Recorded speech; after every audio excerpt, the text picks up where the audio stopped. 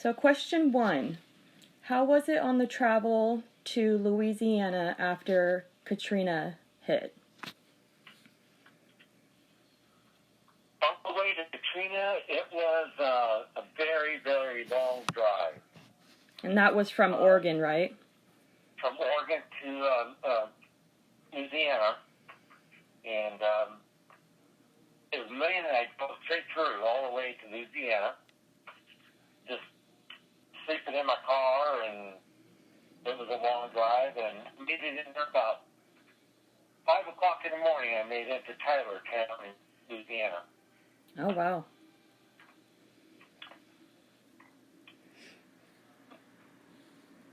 To Tylertown, you could start stopping the damage from the hurricane, with the trees being torn out of the roots of the ground, and you could see the trees broken off and homes damaged. And that was outside Louisiana. That wasn't really where it was hit. Oh, okay. And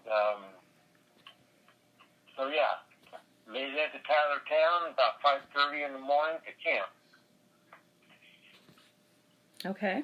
That's where it all began. How did you get involved with rescuing dogs after Katrina hit? Yeah, that was kind of, Mom and I were sitting on the couch watching TV with all these poor animals, sitting on toilets and everything else. And, after a day or two,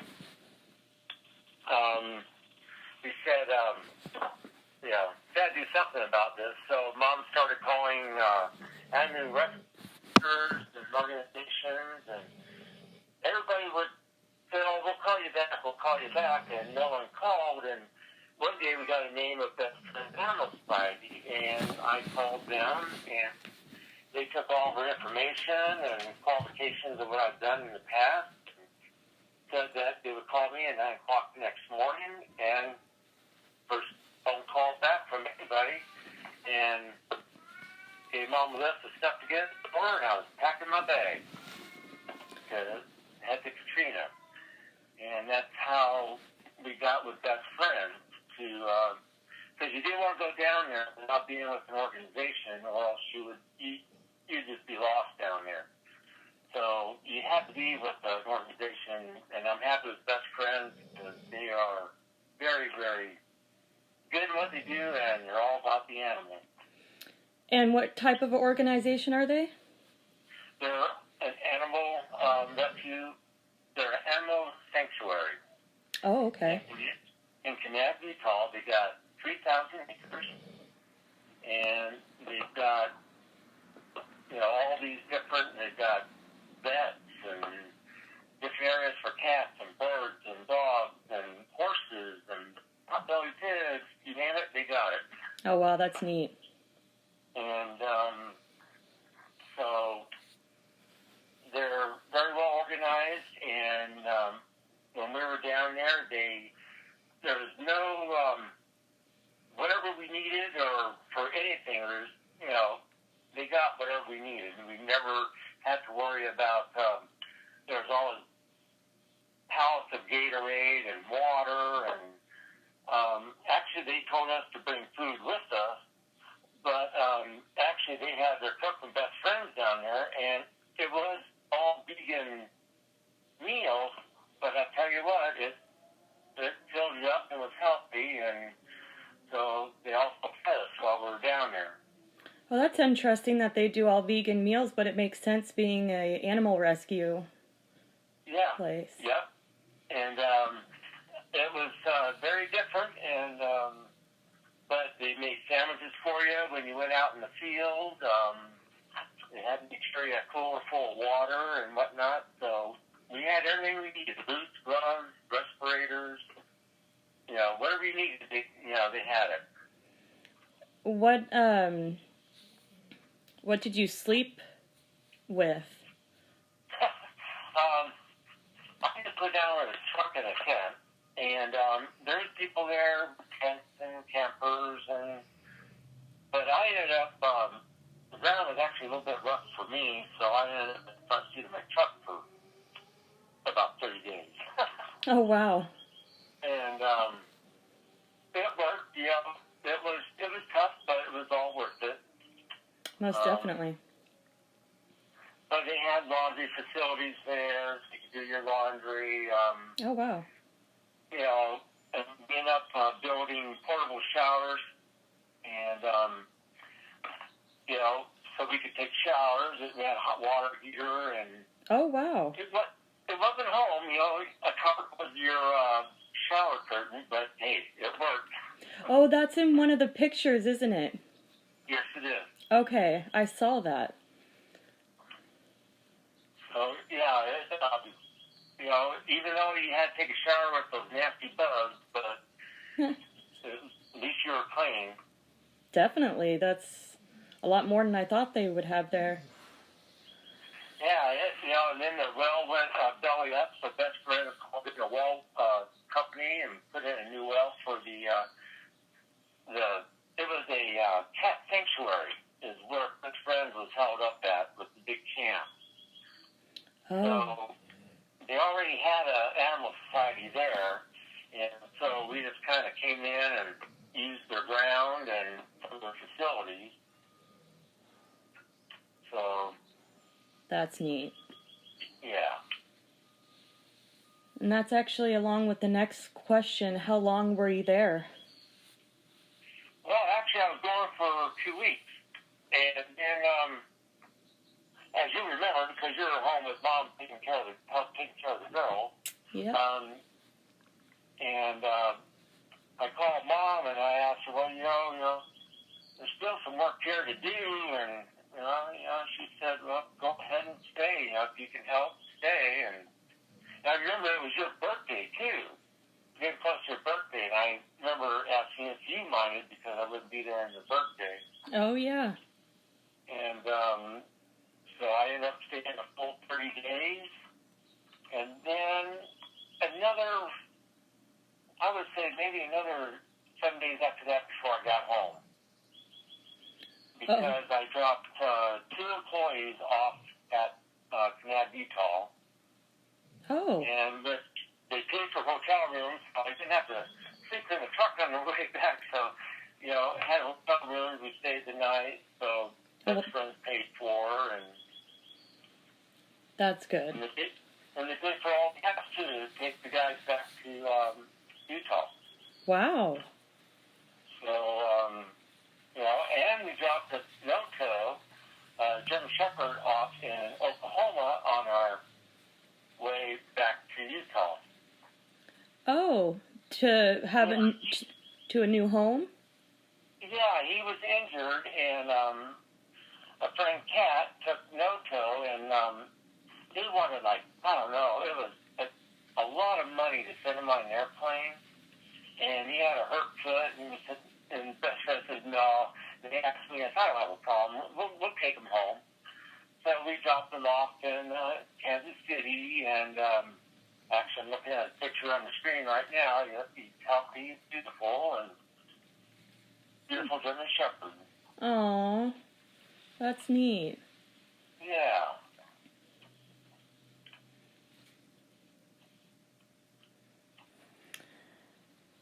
So the next question is, how were the conditions inside of the camp and outside of the camp?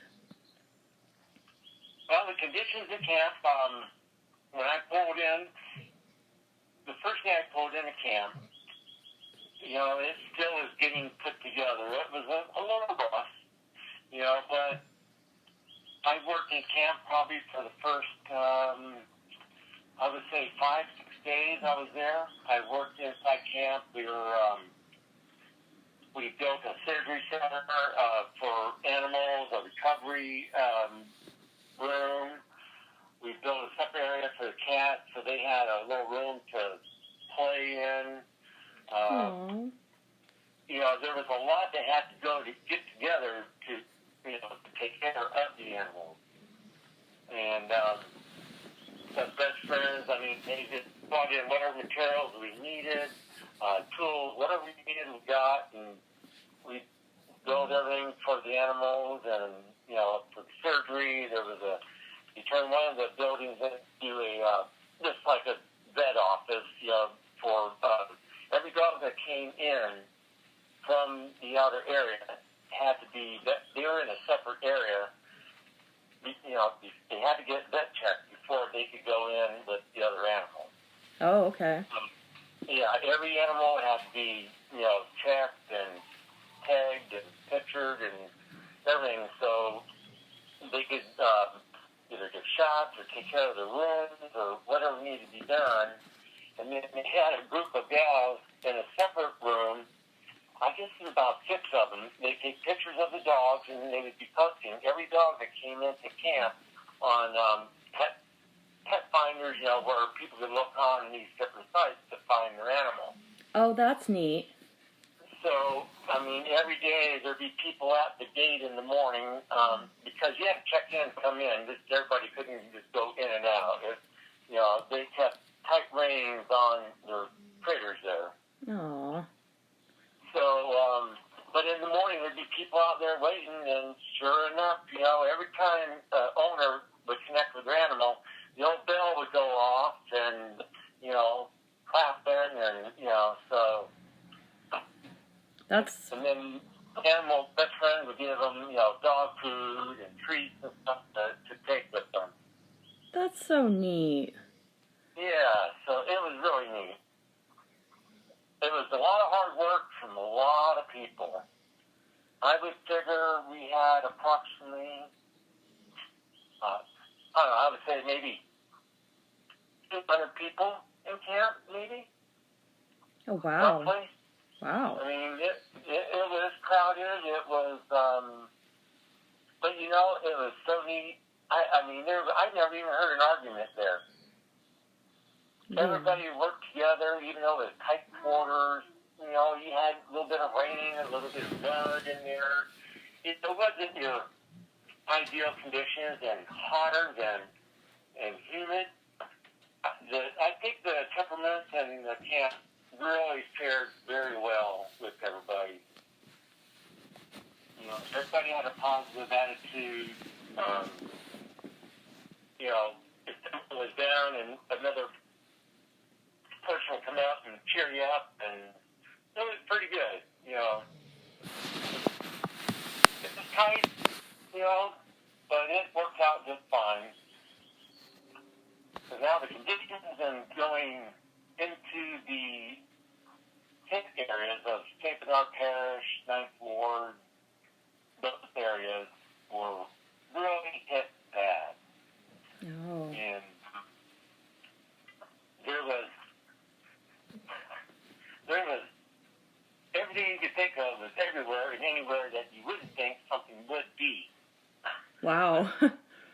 Tires and trees. I didn't get a picture of it, but there was a Volkswagen up in a tree, halfway up in a tree. Oh, my. So, it was just things that you would never think of, boats and laying up top of the roof of a house, just unbelievable things, and houses being moved around, and the worst thing we had to deal with was the sludge. Because we called it sludge. It was mud, every chemical you have in your house, all gas, oil, vehicles, everything is all mixed in the sludge. Oh. And we've had poor animals. There's a picture of a puppy black lab with chemical burns on them. And it was very nasty stuff. Even Buddy, the dog I brought home, had a couple minor burns on him from the sludge. Wow. And we had to be very careful. We had to wash before we ate anything. We would have to, anything that you touch had sludge on, you had to rinse off and be careful of. We even had this one poor gal, she was running after this dog, and she slid right into the sludge. Oh, my goodness. Oh. She was half black of this stuff. All we could do was, we had gallons of water. We just had to rinse her off. And I gave her my old rain jacket for the day because, you couldn't put those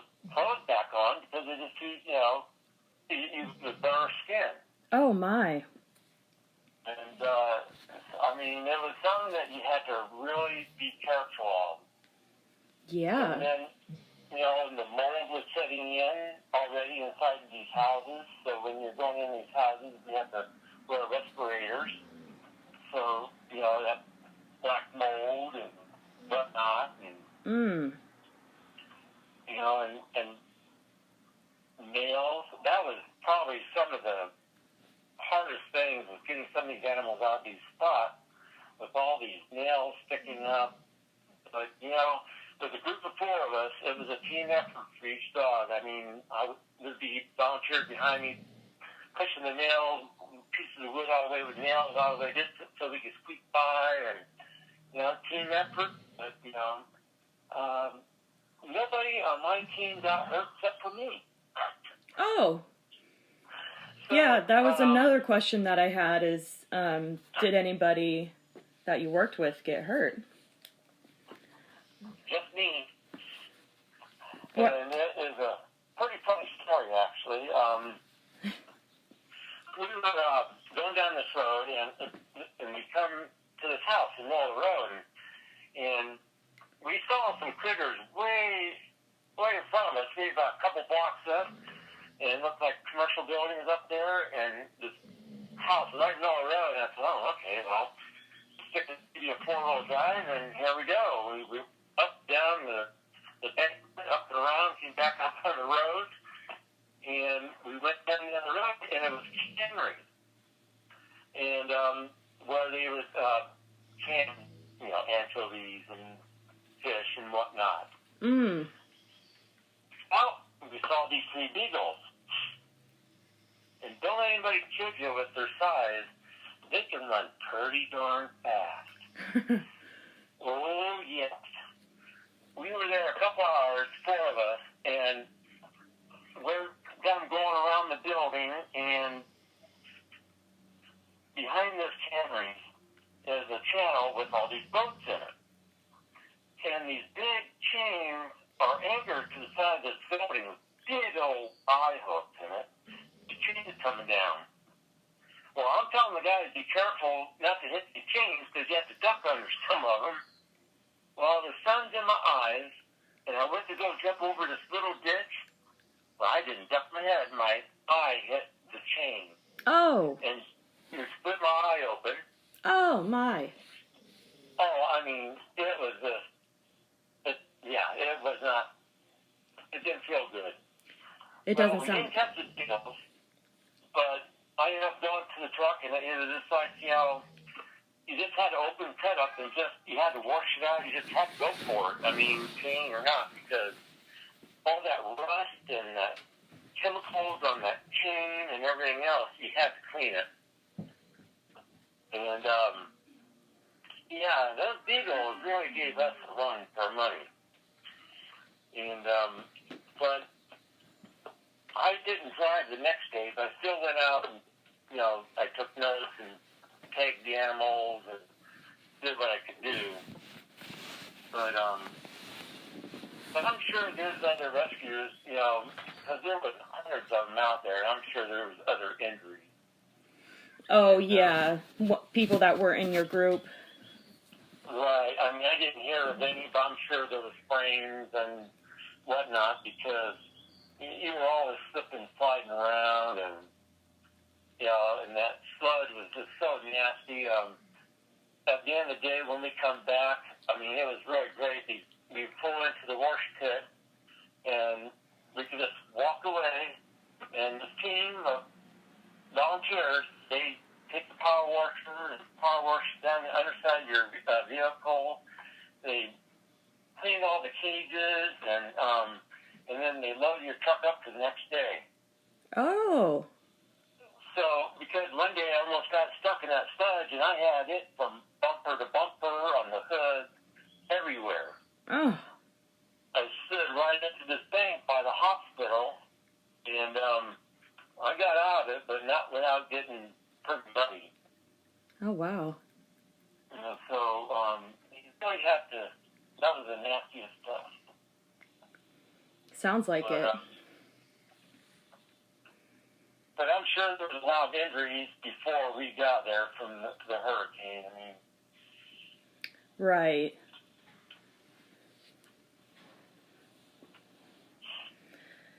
So our next question is, what was the procedure on rescuing the dogs?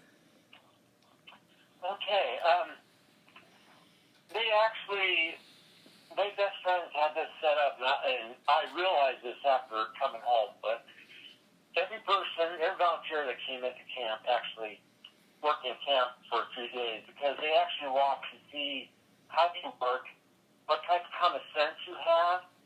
They were gathering information so they know who they could send out into the field and be safe, not worry about them being hurt or actually leading a crew of people. Oh. So, yeah, so, they knew all my qualifications because they had everybody, they had everything on the computer there. So they knew my background.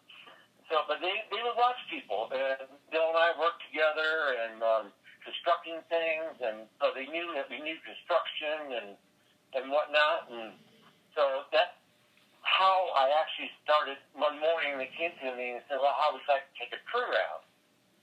And I was just out of the chair, and sure, yeah, so that was the first step of being able to go out into the field. And then every morning we would have a meeting, and they kind of run through what areas each team would be going in. So you knew if you needed a hand or someone got hurt, you know where the other team was. And also they would have a transport vehicle in a central location that had the vets at. So you would have animal help, for medical emergencies. Mm-hmm. And, if you needed doctored up, I'm sure, they could help in that matter, too. So, they had a system going on, and, there's only going to be one leader in the group. Because if you have too many people talking, no one knows what each other is going to do or wants to do, and then the animal gets longer you keep going on, the more the animal gets upset. So one person, the leader does the talking, or one person, sometimes I would let someone else just take the horn, but only one person would lead, in the rescue, so the animal could pin in on that person's voice and kind of concentrate on that. Mm-hmm. So, and it worked out pretty darn good because, if you didn't have some type of leadership and you had a couple guys in the crew that weren't as knowledgeable as in construction at looking how things are leaning, because we always were in twos. I would never let anyone go anywhere by themselves because there was more than just, there was, animal danger, there was, debris that could fall danger, there could be looters which were in the area, so you have to think of that in the back of your mind when you're protecting yourself. Oh. So I kind of kept it really a tight little rein on my group, and we did really well, except for me whacking my eyeball, but, so yeah, that procedure we through the whole time. Nice. And we even had a canine officer one day on our group. Oh. And that day I let him pick the horn. Yeah. I was glad to let him. Cliff was his name. He was an awesome guy. He was a canine officer from Florida. And he drove up to help. And, he got us like to the checkpoint. We stayed way after curfew. I mean, when you got an officer in his uniform, you get away with a little bit more. And so it was nice to have him that day. Yeah, I can imagine. And he even got done did it. Oh, no. He didn't get bit bad. I mean, he had welding gloves on.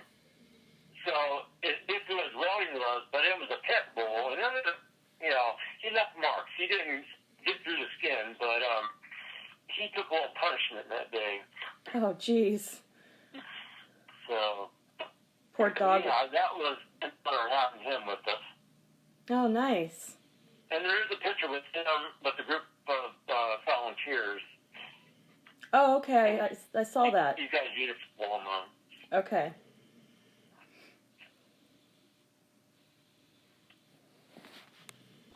There was a procedure of, waking up in the morning, what you do, you have your rescue meeting, what you're going to do that day. You had certain people taking care of the animals. You had certain people sanitizing the carriers and the vehicles. You had and then in the evening, when we come in at 10, 11, 12 o'clock at night, when we bring our animals in, then there would be the receiving team, and the vet would be there. So, they'd call in and say, hey, we're 10 miles out, we're coming in. They'd be out there cranking the generators up, getting people out there to form lines, to the cages to help unload the cages. And even one time we had an eating one time, so we had to put a line up, and we had to try to direct this emu into these cages. And it was interesting until this big vet came and haltered him around the neck and dragged him into the kennel. Oh. But they had the seizure on everything, and by the time the middle of being there, I mean, it was running really smooth. Trucks would come in, donations of dog food, treats, leashes, was going in one building. We had these round tents made. We said all dog food and treats in one, and all the leashes and collars and boots and everything you needed, in another tent. So, we had it organized because with that many people, you had to, be on top of it. Yeah. And I give credit to Best Friends. They really did an awesome job in that department. Yeah, it sounds really organized. And you said there was about 200 people in the camp? Yeah, 200 volunteers, and I would say there were probably 20 or so from Best Friends. Oh. And tell you the truth, when I pulled in, I didn't even know who worked for Best Friends or not. It was like, like usually when a company sends their people out, they kind of, hey, I work for this company. There was none of that. I mean, it was just like everyone's friends. It took me almost half a day to start finding out who actually worked for Best Friends. Oh, wow. So it was really neat. It was family orientated, let's say it that way. That's nice. And it made it so nice for everybody. And there was no alcohol in camp, so there was no drunks running around. And, I mean, it was really just pretty awesome in that way. So that's neat. That kind of goes along with my next question, how it was working with strangers. I tell you, it was pretty awesome. I mean, you would think that there's so many different people from different states. I mean, there's people from Canada, New York, Oregon, Arizona. I mean, all over the place. And you get all these different people, and, the Southern people got their ways of doing things, and, we got our ways in Oregon and do things. And so, but you get everybody together, and there was none of anything. It was like, hey, you need a hand in something, or, you feel a little down and out, and some, gal come over and come to you and say, hey, think about that critter that you saved yesterday that would have died if you didn't do this or that. So, it was one person supporting one person any way they could. Either, physically or emotionally or any way they could. And, it was just awesome. Even Best Friends employees were the same. I mean, it was a real awesome experience in that department. Right? So, I don't know. It was just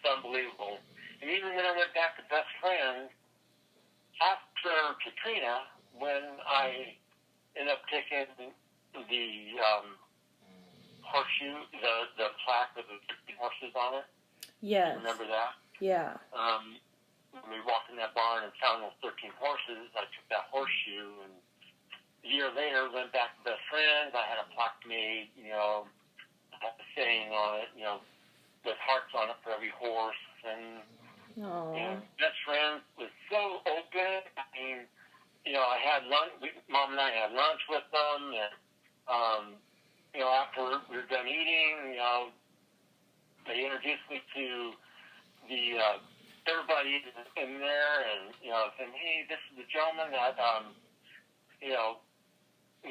all the horses in the barn, and he's also the gentleman that found message in the bottle dog, Jaime." And it was just so open. And then we had a ceremony for we had a special area for all Katrina animals that had passed.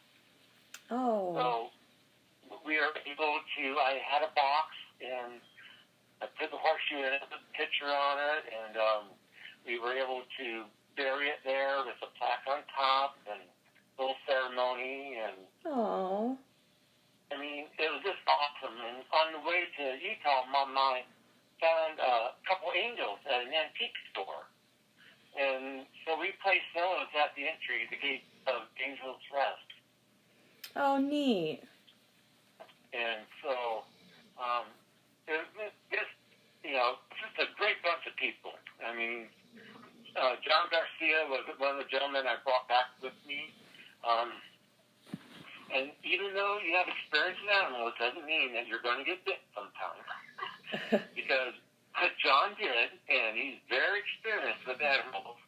And I ended up bringing him back because he was on crutches. He couldn't do it anymore. Oh. And so he's been on what's that program? I can't remember the name of the program, but he was hosting it, and best friend was sponsoring it.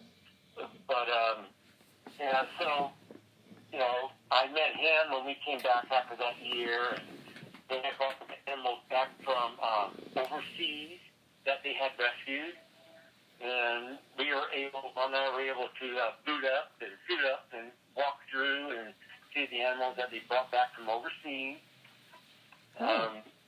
So they just been open arms, every time I've talked to them. So I just can't wait to go back and finish the book and show it to them. Oh, they're gonna like that. So how were the volunteers coping with the situation? Well, I can say there's a few tears. You would see downheads. I mean, that's why we all had to support each other. I mean,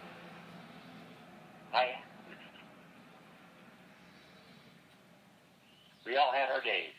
Yeah, I can only imagine. I can't actually imagine.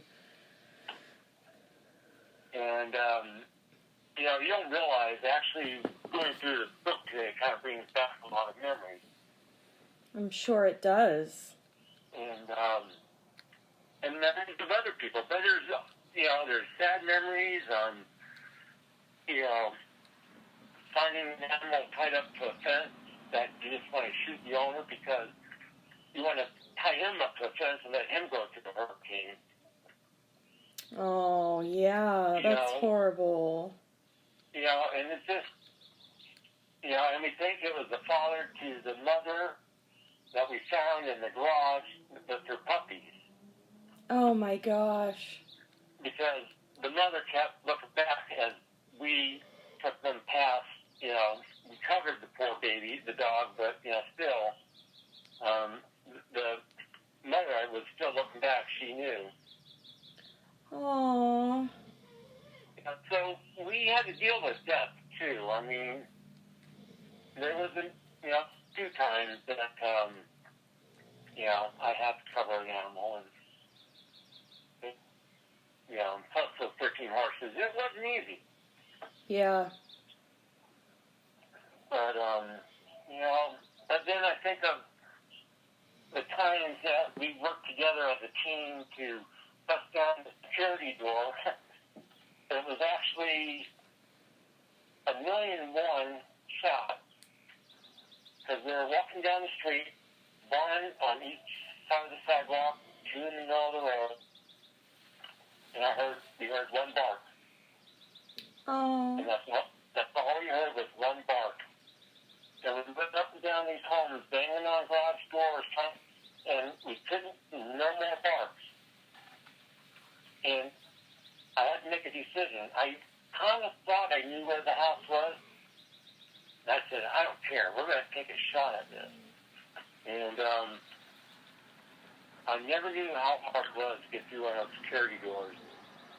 Oh, It jeez. took a few of us with a 12-pound sledgehammer about 25 minutes to pound this door down. And believe it or not, the dog was inside on top of a bench, off the sludge. Oh. And it was so skinny. And it would have died in another day or two. Oh, I mean, I was the last one pounding on that door, and I was kind of kneeled a bit, and, the dog was really weak. He growled a bit. They had him on the snare. They brought him by me. I was just kind of on my knees, just taking a breather, and that dog rubbed up against me. Oh, he knew. But he was still, after he went by me, though, he was still feisty to get him in the carrier, but he rubbed up against me when he went by me. Oh. And the weird thing is, they could not vet check that dog because he was mean. He wouldn't let anyone touch him. Oh. We had to shut down camp because of Hurricane Rita coming in. And I was walking by the vet building, and Kit, one of the best friends' workers, says, didn't you rescue this animal out of that garage a couple days back? I go, yeah, I did. She goes, come here. No one can touch this dog. I said, well, she goes, I'll let you spend some time with them. With some treats, that dog, in about 4 minutes, came out of the carrier and laid in my lap. Oh, my goodness. He still wouldn't let anyone come up and touch him. It took over an hour and a half before I could get him into the vet room. Wow. And I told Chad that I feel guilty sitting there. He goes, no, you're doing what you need to do. I go, oh, okay. But after that, he went in, got vet checked, and he got a couple burns, attended to, and, but that dog would have been gone, if he didn't get him. Wow. Well, so yeah. Those are the stories you have to look at to overcome the bad stories. Yeah, that's true. If you don't, and we remind each other of the good ones, because if you didn't, they probably wouldn't have a team of psychiatrists on hand because, it was tough. And there was some volunteers also came across humans, that had passed, that hadn't gotten to yet. Oh. And we actually walked by maybe 2 buildings. I could swear that there probably was. I just notified the National Guard because they're always running around there. I just let them know, and they went and checked it out. I didn't need to see that one. Because that's actually... that was just part of the team. Everyone did their thing. That was part of my next question was, how was it dealing with the dogs? Adaptation. Yeah. Because the only way you can look at this is that they're scared out of their mind. They're starving. They've been through, like Buddy, if he was 25 soaking wet, that would have been a lot. And this dog, the 15-foot surge of water came through the Texas Parish area at about, I think it was like 2 o'clock in the morning. It was early morning. And that little dog made it. So these dogs went through a traumatic experience. And I couldn't take Buddy to a car wash I don't think I ever did. I may have one, and that was very late after years of having him, because he would just go berserker. So these dogs, you know, you have to pour your heart out to them.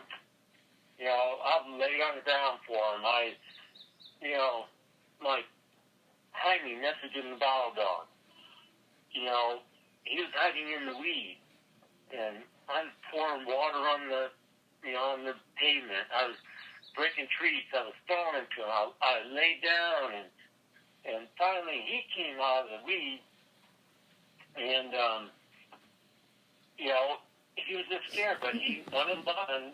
But we were lucky with this dog because he was a very loving dog before, he had all this traumatic experience.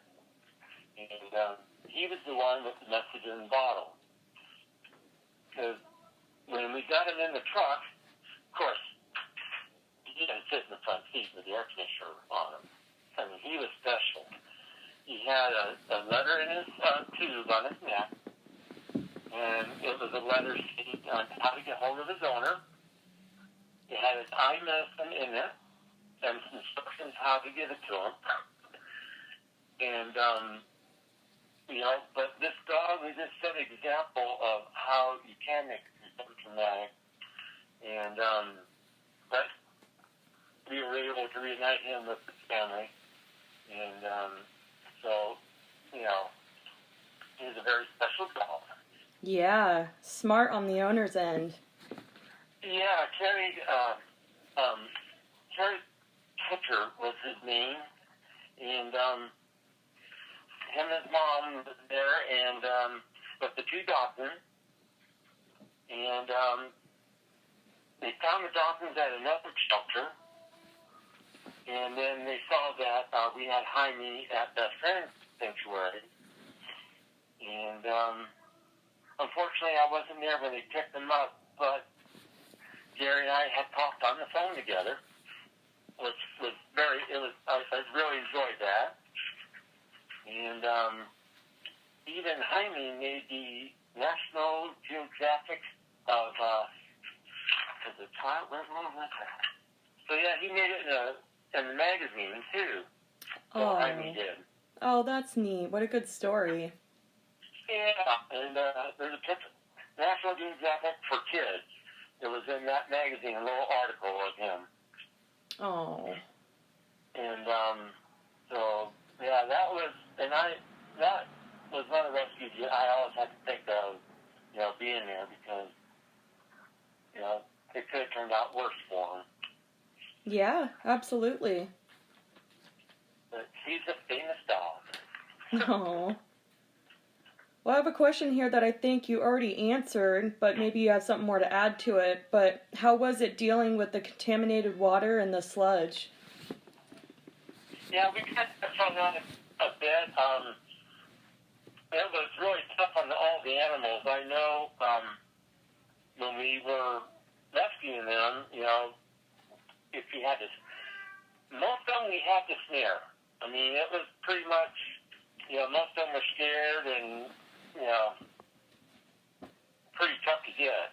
So with the snare, you're a little bit more able just to use the snare and your glove. But if they were friendly, you really have to be careful because you want to hug them and pick them up and throw them in, put them in the kennel and stuff. And so you have to think before you really want to do something because you just have to stay away from that sludge as much as possible. So it was nasty stuff. Yeah, sounds like it. I know you briefly talked about it, but how was it coping and dealing with seeing the dead animals? That was probably the toughest part of the whole rescuing process. The heat you can recover. You can drink a lot of water. You can rest and recover. But those images, like the cow. I think there was. Actually, I was surprised I didn't see more, but I can think of about 4 dogs and then the 13 horses I think that I had seen. And I told myself that I was not going to take any pictures of any, past critters because, that's disrespect for them. And Yeah. I know Carrie, Mom wouldn't want to see them, so No. I just left them in peace. Yeah, that's a good idea. You don't want to see that again. No one does. No, and every person there saw it. Every person there had had to deal with it in one way or another, and that's why we try to lean on each other. Yeah.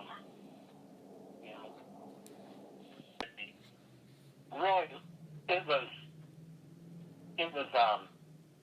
structured, but it was open, friendly, just a really easy atmosphere, and I think that really made it easier for people to kind of relax. You didn't have to be tense around anybody, or tense that you had to be someone else in front of an employee, or you didn't have to worry about anything. That's good. So, and with doing and drinking, there wasn't any people attitudes, with other people. If they did it in a trailer and didn't bother anybody else. So that, that kept everything really easy going. That's good. That's good. My next question is, how was it on the police and the National Guard during this time? That was very interesting. I know that we talked to the National Guard probably 10, 12 different occasions, maybe more, because you would run across them they were going up down street doing patrols, and we had notified them of some we thought possible looters, so they went and checked that out, and actually they did arrest them because when we drove by about half hour later, I could see them loading them up in the truck. So that was a good call on us. But they were, every time we would talk to them, they were really friendly. They asked us if we needed water or any MRI meals, or they're really nice gentlemen. I mean, if anything they could help with anybody, or they would ask us if we saw someone that might need some help in some way. And we saw a couple of people rummaging through their belongings that we had talked to, and actually gave food for the dog. And I said, well, we saw some people going through, we gave them some food for the dog. So they went over to see if they needed a hand with anything. So I think they're really great bunch of guys that helped out in, National Guard. And for the police, I give them a lot of credit too. Let's see, I came across, we mainly worked in the St. Bernard Parish area, so there's plenty there to do our food drops in the morning. We would drop about 300 pounds of food in the morning. I mean, we just filled that truck to the max. We'd have like 300 pounds of food, gallons and gallons, probably 100 gallons of water, and we go out and do all of our food drops, and then we go out for rescue. So the theory was that at least we keep the animals fed, and more they're not hungry, the easier it'll be to catch them. Oh, okay. That was our thinking. So we were out after doing our morning drops, and we saw these cows. They were running across the road. So, we've been around cows a couple times, and big animals, so we know kind of what we need to do. Mm-hmm. And so we got out, positioned the truck, and we had them going pretty good. Of course, there's always one cow that wants to go somewhere where you don't want them to go. Well, he was going to shoot in between us, but just as he was thinking about it, the sheriff came up with his blazer, pulled right into the spot, and blocked it, so the cow had to go into the pasture. So he saved the day on that one.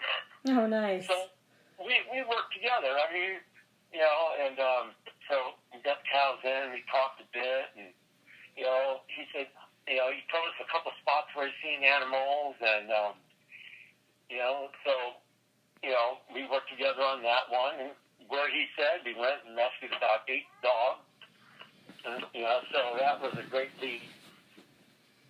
And then, let's see, after that, and then, one officer we had that was,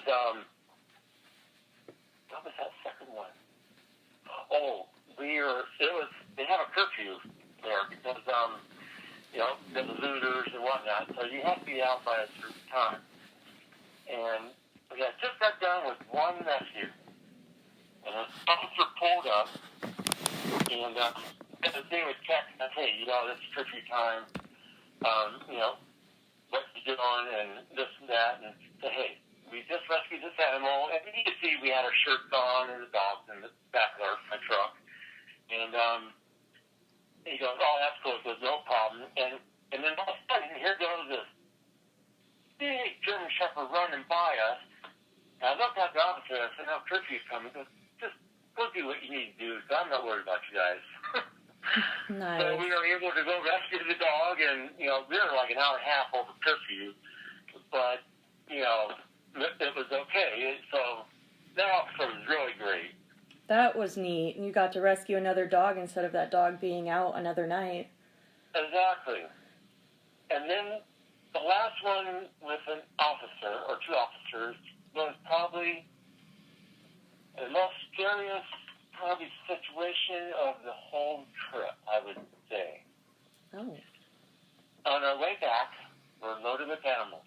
It's dark, I don't know, it's about 11 o'clock at night, maybe a little later. Every darn night, I get on that darn freeway, and I would want to take this one exit. It's so easy to take. It's unbelievable. I mean, it's just, you know.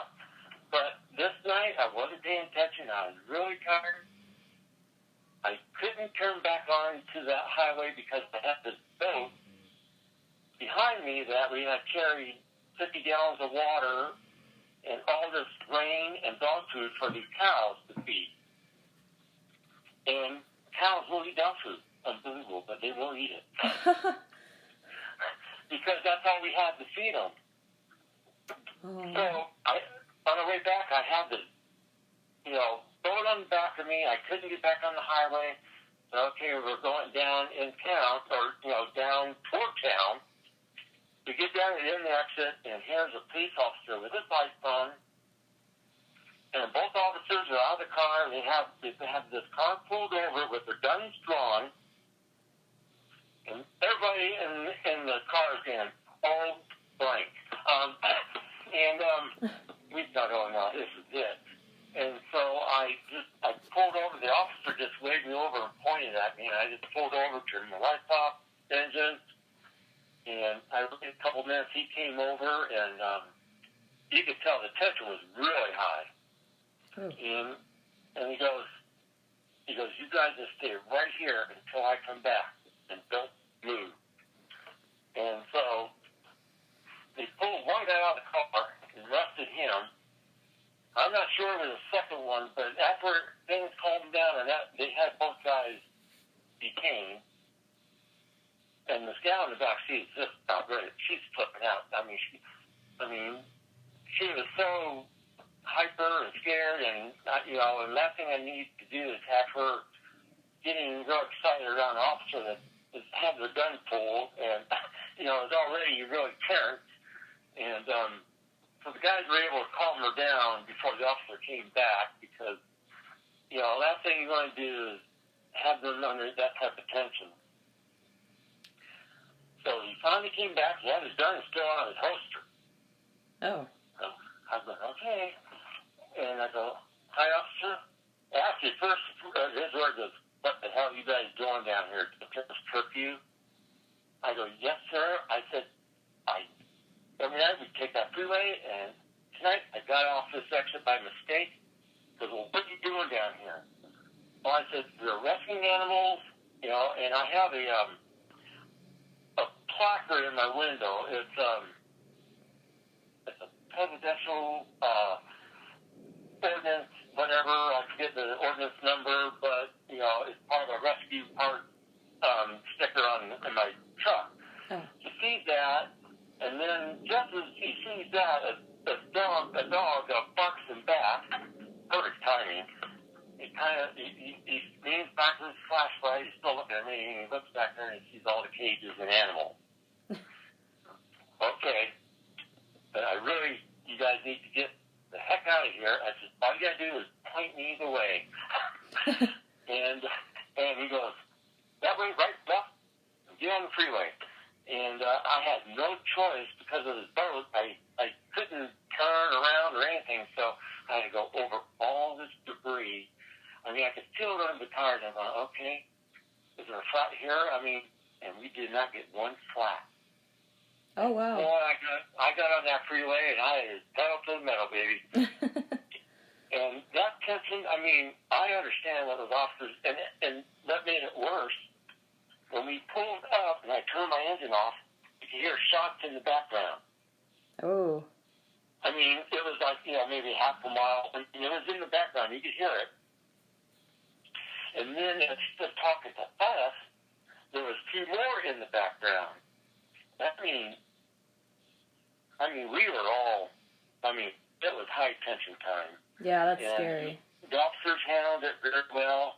I was just very nice and calm, and we just got the hell out of there.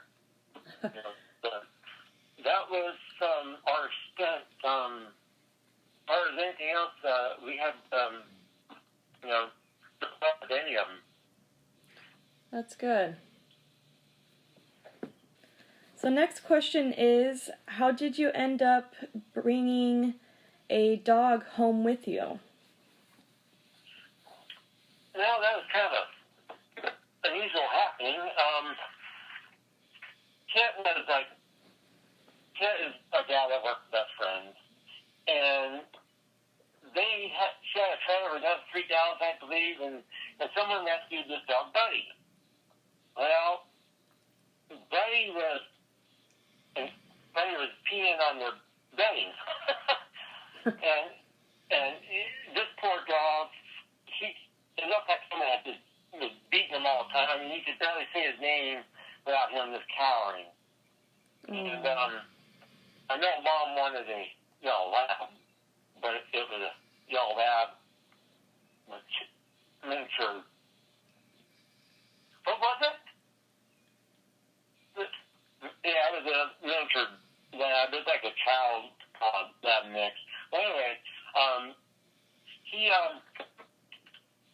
he said that they just couldn't take care of him. She said, I'd take him home, but I already have like 5 dogs, and, Kit was saying so. And I was just getting ready to leave. I was leaving the next morning. And she asked me that night. And I called Mom, and she said, oh, okay, bring him on home. So,